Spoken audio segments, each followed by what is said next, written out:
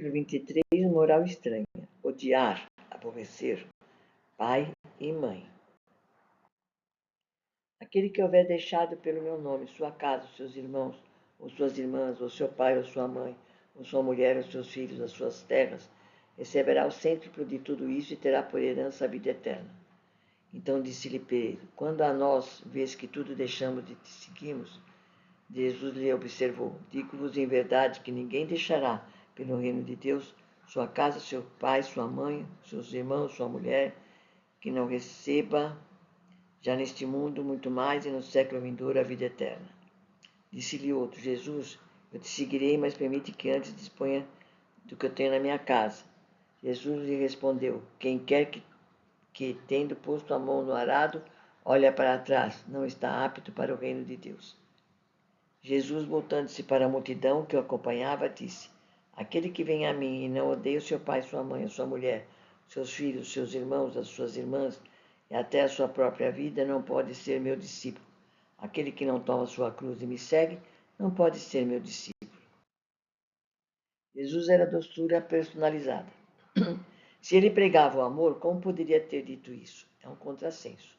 Nada foi escrito por Jesus. Ele falava por parábolas, que são alegorias com preceito de moral. Jesus empregou as parábolas como meio didático de aprendizagem dos conceitos da sua doutrina. As histórias e comparações que ele fazia servia para que o povo as entendesse. Dessa maneira, eles poderiam guardar na memória os seus ensinamentos. Foi desta maneira, através da memória, que seus discípulos puderam recompor esses ensinamentos.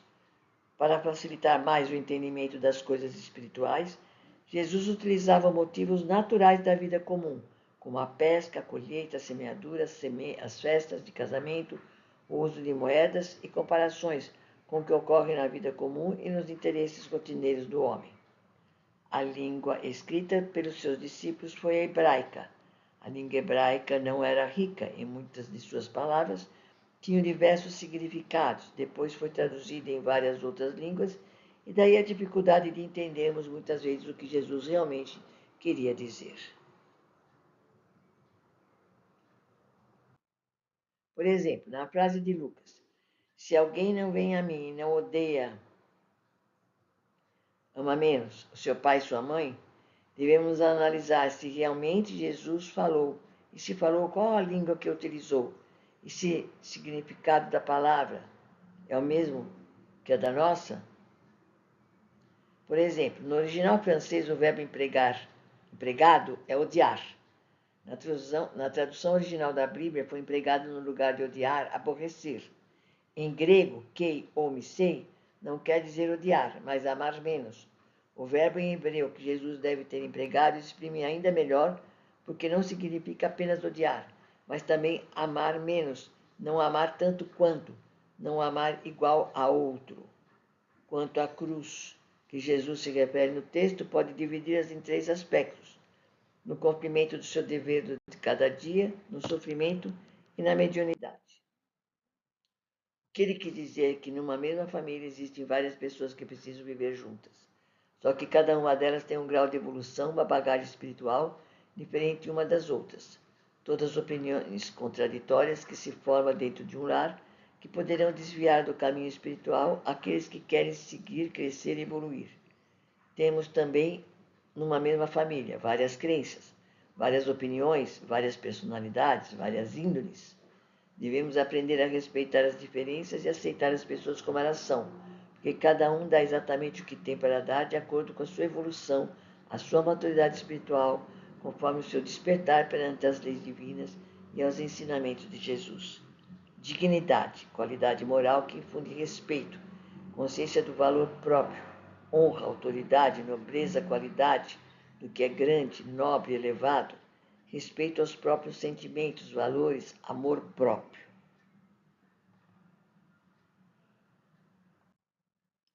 Ser digno, portanto, é saber superar todos os obstáculos que se nos apresentarem contra nosso desejo de crescimento espiritual. Esses obstáculos se manifestarão com maior intensidade em nosso ambiente doméstico. É indispensável, então, uma grande dose de boa vontade, muita fé em Deus, muita oração, a fim de que esses obstáculos sejam removidos, não pela violência, mas pelo entendimento mútuo e pelo amor que todas as criaturas devem ter umas às outras.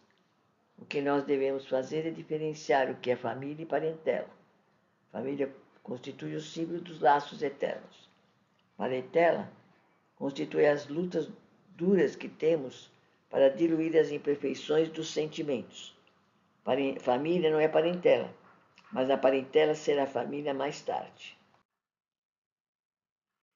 Seria bom para nós que os nossos deveres diários fossem cumpridos com a melhor boa vontade e segundo os ensinamentos de Jesus, tratando a todos que nos odeiam de acordo com o seu Evangelho.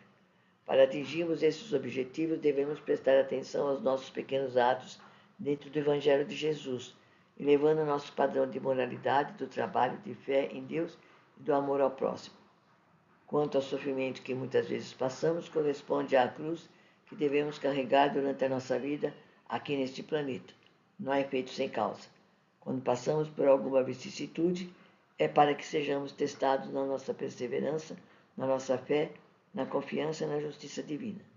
Não devemos esquecer também que a nossa vida presente é a consequência dos atos que tivermos praticado nessa vida ou em outras anteriores, assim como o nosso futuro será o resultado de nossas ações da vida presente.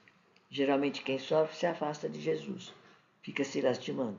Devemos lembrar que o sofrimento humano é causado pelo não cumprimento das leis de Deus, pela ignorância e pelo endurecimento.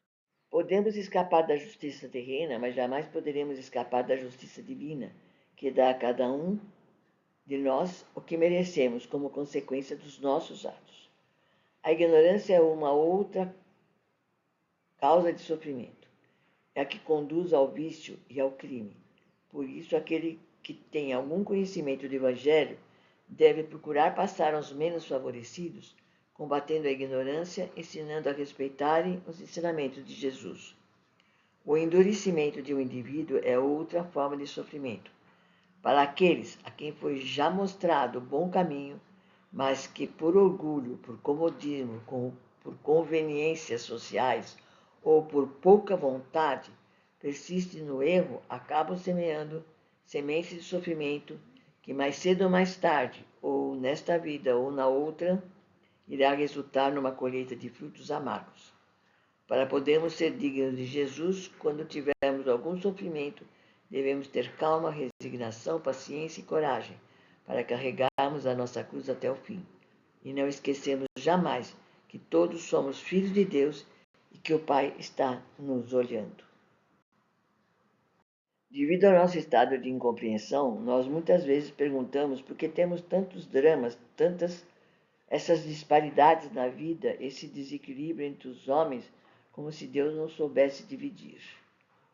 Para uns dá tudo, para outros nada. Uns são belos e sadios, outros doentes e deformados. Uns são bons e virtuosos, outros maus, escravizados aos vícios. É que a justiça divina é inflexível. Todo aquele que semeia más sementes irá colher más frutos, até que aprenda a compreender a vantagem de separar o joio do trigo, isso é, o erro da verdade. O homem vive preso a uma corrente de causas e efeitos. Se hoje pratica conscientemente o mal, amanhã sofrerá as consequências do seu erro. Às vezes basta uma ação boa para resgatar muitas culpas, mas, convenhamos, são raras essas boas disposições.